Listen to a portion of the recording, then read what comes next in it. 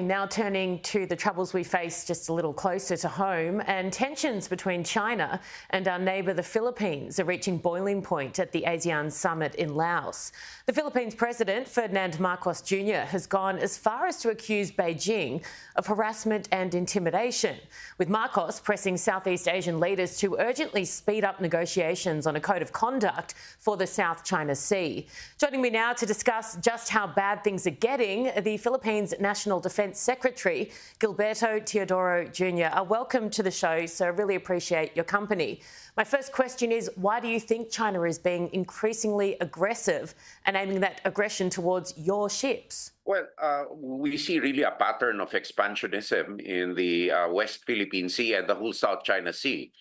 And China's aggression in the past few days has not been limited to the Philippines. They are asserting, or they are attempting to assert their control over the 10-dash line boundaries in order to give meat to their unreasonable narrative or illegal narrative that everything within those lines are part of the sovereign territory of China. And I believe it's an attempt to redraw or redefine international law by unilateral action just because they have the muscle to do so now. Are you worried the situation will get worse if someone doesn't stop them from continuing this aggression? Do you think the US needs to intervene? Well, what we are trying to do really is to use the tools within our toolbox in order to prevent it from getting worse. Because a worst case scenario for us may not be the same for others. So if we don't put a stop to China, they will continue with an unlawful narrative. And this unlawful attempt to redefine international law is most detrimental to smaller countries who need their EEZ in order to sustain their populations for the future and for their resilience too. So it will get, I believe that the tension will always be there.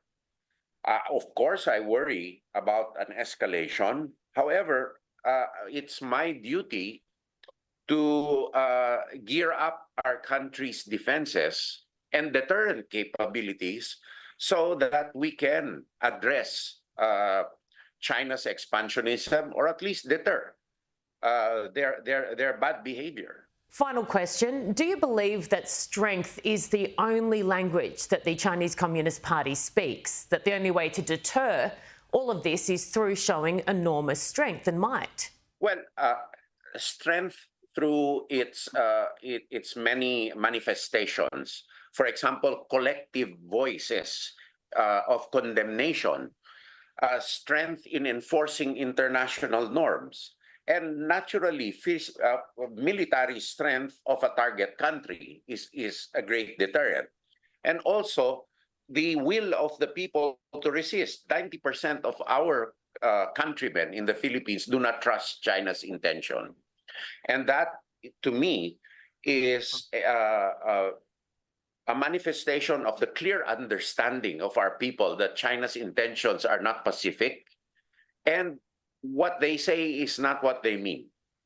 And secondly, it is also a seal that they approve of what we are doing, not only by ourselves, but with our allies like Australia.